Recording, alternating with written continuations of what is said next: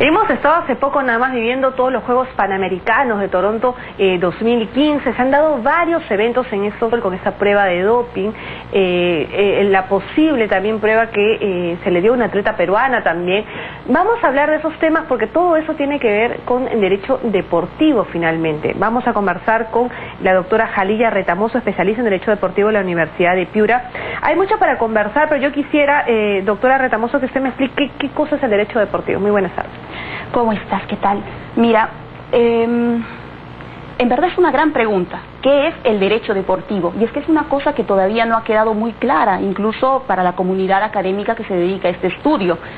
El derecho deportivo es una rama bastante amplia del derecho, es absolutamente multidisciplinaria desde cualquier ángulo que se le vea. Cuando uno habla de un abogado especialista en derecho deportivo, no está hablando de un abogado especialista en una sola cosa, sino de un abogado que tiene que entrar en el estudio de distintas materias, de la materia contractual, de las materias procedimentales, ¿no? De un proceso de arbitraje, de contratos relacionados, por ejemplo, con derechos televisivos, de transmisión de estos campeonatos, por ejemplo, el tema de los sponsors, están temas societarios, como tú mencionabas hace un momento, antes de enviar a la pausa, ¿no? Recuerdo esos temas sobre las quiebras, las crisis económicas que están pasando.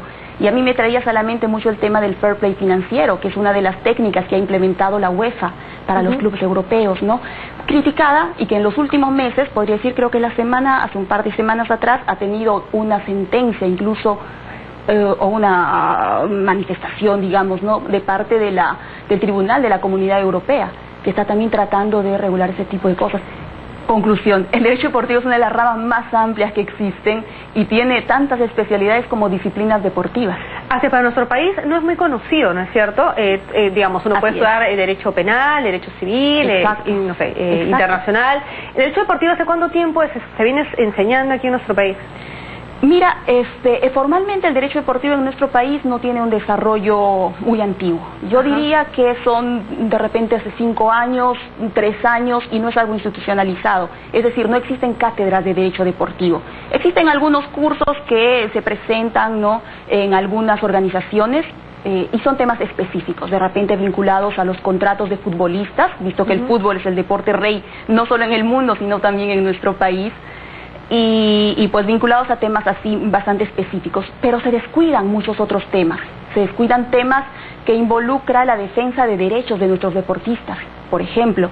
Que como condiciones de trabajo, ¿eso se refiere? Condiciones de trabajo, y no solamente eso, la tutela específica de los derechos de nuestros deportistas cuando son lesionados, por ejemplo, casos de discriminación, casos de lesión de derechos, uso de la imagen, por ejemplo, ¿no? Se discute mucho si el derecho a la imagen de un deportista forma parte de la remuneración de o es un tema aparte, ¿no?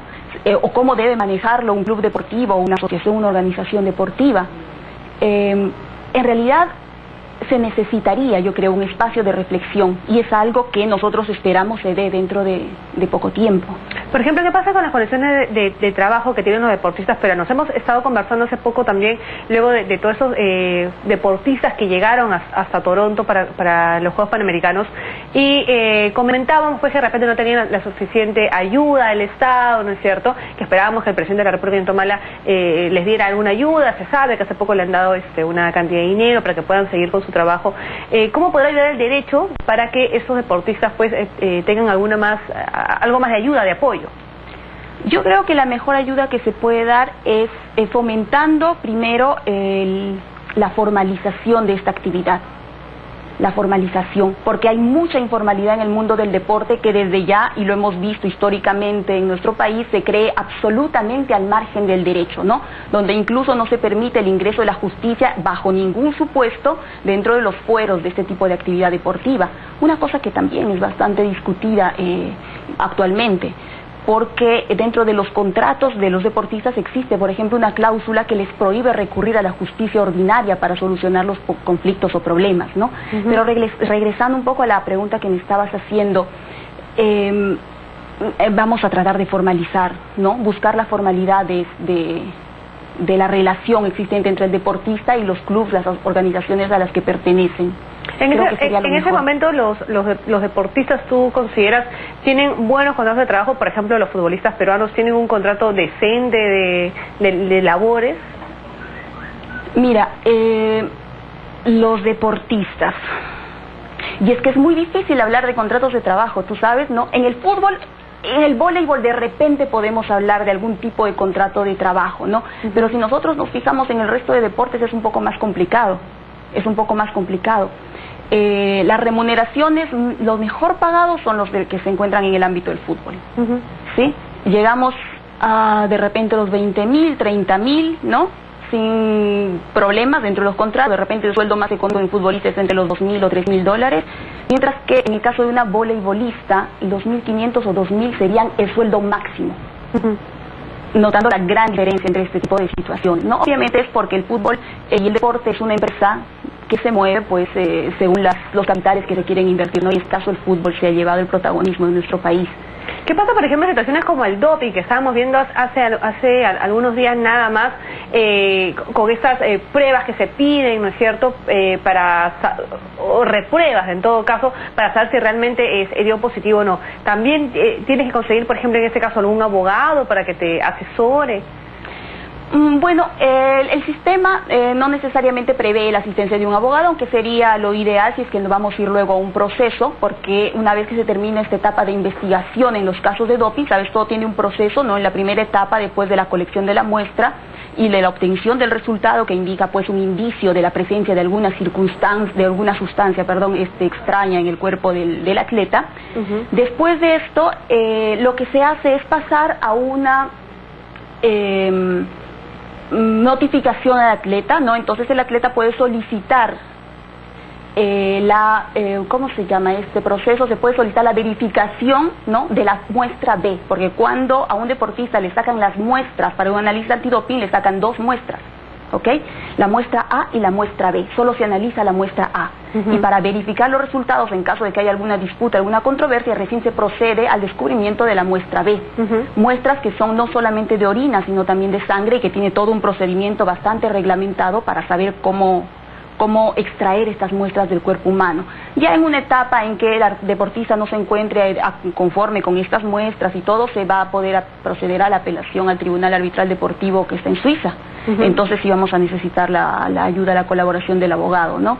Aunque una buena asesoría siempre es buena, incluso en etapa previa, para evitar llegar justamente a estas instancias superiores que tú entenderás, y también seguramente el público, nuestros deportistas, un deportista peruano, ¿no? Seguramente es muy difícil de solventar un proceso en Suiza, contratando abogados allá. Y usted me comentaba también de que ese no es el único test, el test de doping no es el único. No, hay otros definitivamente no. En el deporte. El test del doping, digamos, es el test más famoso que existe, y eso que nuestro público y seguramente mucha gente no sabe cómo se obtiene el test doping, para el doping, ¿verdad? Para verificar si el deportista ha ingerido o no. De hecho, no es el único tipo de doping que existe. Hay muchos tipos de doping. El clásico, el tradicional, es la asunción de una sustancia extraña, pues, ¿no? Que pueda incrementar la capacidad deportiva del atleta, pero no es el único tipo de doping. No es el único test tampoco. Hay un test que es mucho más cuestionado, es el llamado Gender Verification Test, en su nombre en inglés, o el test de la verificación del sexo del atleta, ¿no? Un test que se aplica desde 1960. Es un test bastante antiguo. Desde 1960, imagínate tú. Y que ha tenido muy tristes casos, verdaderamente. El caso más célebre y actual es el que sucedió en el 2009, en los mundiales de atletismo, donde la sudafricana Caster Semenya, ¿no?, ganó la medalla de oro en una de estas competiciones de velocidad y fue acusada pues de ser un varón y no ser una mujer, ¿no?, conforme un poco las características físicas del sujeto, ¿sí? ¿Quién la acusó? La acusaron primero algunos competidores y luego, como ya entramos en una etapa de sospecha, esta es la suspicion proof, una etapa de sospecha, la Federación Internacional de Atletismo decretó que se le aplique a esta deportista el Gender Verification Test. Ahora, el test de verificación de sexo. ¿Por qué decretó esto la Federación? Anteriormente, hasta en los Juegos Olímpicos de Sydney 2000, la prueba de verificación de sexo se aplicaba con carácter universal a todas las deportistas mujeres que participaban en una competencia internacional, ¿no?, de la Federación de Atletismo o en los Juegos Olímpicos. A todas las mujeres, indiscriminadamente, ¿ok? Sí pretendían esta participación. Desde Sydney 2000 se produce la abolición de este sistema, de este carácter universal, y solamente se prescribe para los casos donde exista una sospecha. Y en el caso de Semenya se produjo eso. ¿Y se prescribe en Sydney por qué? ¿Porque lo consideraban sexista? Excesivo, porque tenía muchos problemas, lesionaba muchos derechos y ya había habido bastante protesta al respecto, ¿no? Además, que los test genéticos que se aplicaban hasta ese momento pues no eran tampoco fiables científicamente. Uno de los científicos genetistas que participó en la elaboración de estos métodos, estos procesos, y colaboró de cerca con la Federación Internacional de Atletismo y el Comité Olímpico Internacional, declaró expresamente en varias entrevistas que los test no son confiables y que podrían estar vetándose la participación de atletas muy valiosas, ¿no? Gracias a estos test que en realidad no tenían el 100% de seguridad, ¿no? Sino que eran muy dudosos, sobre todo porque la naturaleza humana es distinta, es diversa, y existen muchos síndromes, por llamarlo de alguna manera, genéticos relacionados con nuestro sexo y nuestro género, que hacen que esto sea distinto. ¿Y qué pasó con la sudafricana entonces? La sudafricana, bueno, fue sometida a todo este proceso que implica una serie de pruebas ginecológicas, genéticas, psicológicas, biológicas, fisiológicas. Sí, no, es multidisciplinario, es un proceso bastante complejo, largo, se llevó a cabo por algunas universidades bastante reconocidas en Estados Unidos, y finalmente en un comunicado preventivo de la Federación Internacional de Atletismo se dijo que este proceso de investigación sobre el sexo del atleta no estaba afirmando que Caster Semenya fuese un varón, fuese un hombre, sino simplemente que decretaba que no era suficientemente mujer. O sea, después de todas las pruebas, le dieron un poco la razón a las personas que estaban denunciando y llegaron a la conclusión de que no era suficientemente mujer. Y con todas las consecuencias que eso tiene, o sea, ¿qué significa no ser suficientemente mujer? ¿Y quién puede decir una cosa así? O sea, ¿quién tiene la capacidad para determinar una cosa así? ¿Quién determina qué es ser mujer y qué es no ser mujer, no? Pero bueno, el caso de Caster terminó muy bien porque al final hubo una decisión final y al final se produjo la decisión que ella padece de un síndrome genético justamente relacionado con el sexo y con toda esta situación hormonal, que ya entramos a temas biológicos, biomédicos, ¿no? Y esta es la pluralidad del derecho deportivo, o sea, es lindo porque uno termina mezclándose con esos temas distintos, ¿no? Y reconocieron que ella puede volver a competir, tiene un problema de androgénesis, tiene que es decir, ya segrega más hormonas masculinas, ¿no? Por eso que tiene una apariencia un poco más masculina, entonces va a poder competir, pero se le ordenó que se someta a algunas terapias, tratamientos, ¿no? Para poder regular su cantidad hormonal, entonces tratar de equipararse, ¿no? Ahora, ¿por qué no se le quitó ninguna medalla? No se le quitaron las medallas, no se le quitaron, pero tuvo una consecuencia ese evento, porque hubo mucho debate, hubo mucha crítica, ¿no? Mucha problemática alrededor de esto, lesión de derechos absolutamente, intimidad, identidad, libertad, dignidad, ¿no? Y nada fue absolutamente ninguna de estas cosas reclamadas en sede judicial. Caster Semenya en ese momento acababa de cumplir los 18 años de edad.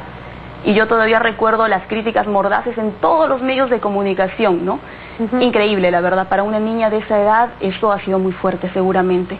Claro, porque su vida quedó expuesta, ¿no es cierto? Sí, y además, no solo eso. Y además le pusieron una etiqueta que ella no merecía. Exacto. Pero la consecuencia de esto, y me da mucho gusto que hablemos de esto ahora, porque hace una semana ha salido una sentencia del Tribunal Arbitral Deportivo respecto de este tema justamente, es que tras el caso de Caster Semenya se dio la Federación Internacional Deportiva, después de consultar a un grupo de expertos médicos, genetistas y todo esto, ha elaborado una normativa específica sobre los casos de sujetos que tengan esta condición andrógena, digamos, en su cuerpo, ¿no? Donde hay mayor secreción de hormonas masculinas. Este reglamento estaba pretendiendo ser aplicado en todos los casos. Se ha presentado ya el año pasado, me parece que se inició el caso con una atleta, no recuerdo bien ahora si es africana o de la India. Ella ha elevado su denuncia, su demanda, la ha elevado al Tribunal Arbitral Deportivo en Suiza, en Lausanne, y el Tribunal Arbitral Deportivo hace 2 semanas ha declarado en suspenso esta normativa por 2 años, hasta que la Federación Internacional Deportiva de Atletismo pueda probar científicamente las cosas que está sosteniendo en su reglamento. Y eso es una cosa bastante buena, gracias. Es decir, ¿podrían nuevamente quitar ese reglamento de...? Podrían hacerlo, sí. Bueno, sí. Eso sería una noticia positiva, porque no tiene mucho sentido, la verdad. Sí, pues no. pues no. La base para la aplicación de este tipo de reglamentos, tú sabes que el deporte se rige por dos principios básicos, ¿no? El fair play y el level playing field. El fair play, que es este juego limpio, ¿no? Que en realidad pues no es un principio, sino es una filosofía. Es una filosofía creada pues casi a inicios de nuestro movimiento olímpico, y que está basado en lo que es el sistema de valores de la educación deportiva inglesa. El fair play implica una filosofía, hay como 8 o 10 valores más o menos incluidos dentro de esto, ¿no? Y lo que se busca es tratar de tener competencias limpias, competencias justas, competencias donde el campo también se dé en igualdad de condiciones. Por lo tanto, si una mujer, gracias a la fuerza, mayor velocidad, capacidad de tener mayor resistencia, porque bueno, las características de la testosterona en el cuerpo son esas, darnos mayor resistencia, ¿no? Y esto mejora el performance. Claro. Entonces, las consecuencias son notorias, pero hay condiciones genéticas normales. Por ejemplo, está el síndrome de Turner, ¿no? Que es una condición genética por la cual una mujer se ve afectada, ¿no? O sea, las mujeres normalmente, cuando hablamos de genética, somos XX, ¿verdad? Pero en este caso una de las X está afectada, ¿no? Y solamente, y bueno, cuando uno estudia esto genética lo ve, está la condición X y la condición Y está reducida, entonces se ve en el mapa, en la visión, está como un punto al lado del núcleo, por lo tanto no se ve.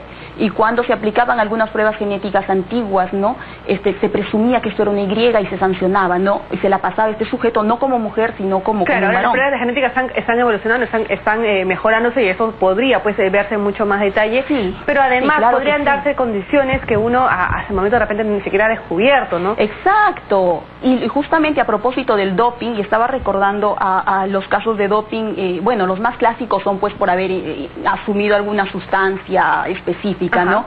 Pero en realidad hay casos mucho más trágicos, ¿no? Porque el avance de la medicina, como tú dices, el avance de la tecnología introducen cosas nuevas también en el deporte. Si bien la medicina busca aumentar la calidad de vida de los sujetos, si bien la medicina busca pues ayudarnos a disminuir la tasa de mortalidad, no, esta medicina y tecnología aplicada al deporte trae muchas cosas más. Por ejemplo, ¿qué pasa si yo aplico toxina botulínica, Botox, a un deportista que compite, por ejemplo, en tiro al blanco? Para evitar los movimientos reflejos involuntarios, por lo tanto, evitar este pequeño movimiento que podríamos tener acá a la altura de los párpados, ¿no? Esto me da una ventaja definitivamente, porque para hacer este tipo de deportes, tiro al blanco, golf, no, bueno, tiro al blanco es básicamente arquería, tiro al blanco, no necesito tener pues la vista bastante firme, fija, ¿no? Y es una cosa que se aplica. O sea, se aplica el Botox. Se aplica Sin el embargo, Botox. eso no está penado, no está sancionado ni nada. Hay un caso famoso, Tiger Woods, el famoso golfista, millonario, ganador de no sé cuántos torneos, ¿verdad? Vinculado su nombre, y esto lo puede buscar cualquier persona, lo pueden investigar si ustedes desean, hay mucha información, a la famosa intervención llamada LASIK, que es una intervención que se hace en los ojos y que aumenta la capacidad de la visión de 20/15. ¿Se puede hacer eso? Por ¿Y lo eso tanto, lo ha hecho Tiger Woods? Lo ha hecho Tiger Woods 2 veces. Y eso se sabe, así se conoce a... Ahora, el problema con el LASIK o LASIK, como también le llaman, es que no se investigó, y es lo que muchas veces sucede, los efectos secundarios de estas técnicas aplicadas a sujetos que no tienen ningún tipo de afección. Porque claro, esta técnica médica fue creada con un fin en un momento para salvar un problema médico. Correcto. Cuando se aplica a un sujeto que no tiene ningún problema en la visión, sí, ok, puede potenciar, pero a largo plazo, ¿qué efectos secundarios puede tener esto? Los efectos secundarios ya los estamos viendo. Definitivamente, yo leía justo hace una semana que el médico que operó a Tiger Woods está siendo procesado para pagar una millonaria sentencia, una millonaria indemnización a uno de los pacientes, de los clientes, usuarios, digamos así. Y luego he descubierto que hay más de 20 nombres de sujetos golfistas, ¿no?, que se han hecho la misma intervención quirúrgica que Woods, después de que Woods anunció que él se había hecho esta cirugía, ¿no? Esperando mejorar, y al final lo positivo podría convertirse... Podría hacerse esto, ¿no? El tema es en tema de doping, ¿no? Porque, o sea, no solo es esto, hablamos, por ejemplo, del mapa del genoma humano, y ahí entramos en un sistema absolutamente que es película de terror, ¿no? Cuando pensamos que nuestros deportistas podrían inyectarse o permitir que se les introduzca en la aplicación de algún tipo de gen individualizado, ¿no? En un laboratorio para poder incrementar su posibilidad de tener una mejor performance. Ya ha sido descubierto el gen de la velocidad. Qué increíble, todas las cosas que la medicina, la tecnología van introduciendo, y definitivamente las pruebas y las sanciones van a tener también que ir a la par. Van a tener que ir a la par, sí, sí. El 2015 justamente tenemos la nueva versión del código de la Asociación Mundial Antidopaje, que ha subido las penas para los casos de doping. Por eso es que tenemos ahora una sanción para el señor Fiol de 4 años y no de 2 como era antes, ¿no? Antes de 4 años era una situación agravada y habían algunas circunstancias específicas en las cuales se podía imponer. Ahora es 4 años. Ya muchísimas gracias, doctora Jalía Retamoso. Ha sido muy agradable conversar con usted. ¿Nos tiene algo que mencionar sobre Sí. Quería, a propósito de estos temas de derecho deportivo que nosotros estamos estudiando y tratando de desarrollar en el país, invitarlos a las jornadas internacionales de derecho deportivo que estamos organizando con la Universidad de Piura. Para este 20-21 de agosto, ¿no? Vamos a enterarnos de algunos temas, ¿no? Principalmente de temas relacionados al fútbol, un poco contextualizando con nuestro país. Esperamos que pronto podamos hacerlo también con otros y dedicarnos a nuestras queridas atletas del atletismo, deportistas del atletismo, del voleibol, en cada disciplina, ¿no? Ahora estamos un poco con temas de fútbol. Aquí vamos a ver transferencias de futbolistas. ¿Dónde va a ser y qué días? Esto va a desarrollarse en el edificio Cromo, ¿no? La sala de reuniones. Está organizado por la Universidad de Piura, la unidad de posgrado de extensión, y estamos auspiciados por la Asociación Latinoamericana de Derecho Deportivo, una asociación que tiene ya al menos 10 años de existencia y que está desarrollando el tema del derecho deportivo acá en nuestro país. Muy bien, muchísimas gracias, doctora Jalía Retamoso, especialista en Derecho Deportivo de la Universidad de Piura por la Unidad de Prueba. Esperemos tenerla muy pronto nuevamente. Muchas gracias a ti, y yo espero poder reunirnos con ustedes de repente también ahí en la jornada de Derecho Deportivo para poder conversar un poco más de cerca sobre estos temas. Ahí estaremos, muchísimas gracias. Gracias. Nos despedimos, no tiempo para más. Muchas gracias por su compañía. Nos reencontramos el día de mañana a 6 en punto. Yo los dejo con Jesús Vélez. Buenas noches. Muchísimas gracias, doctora.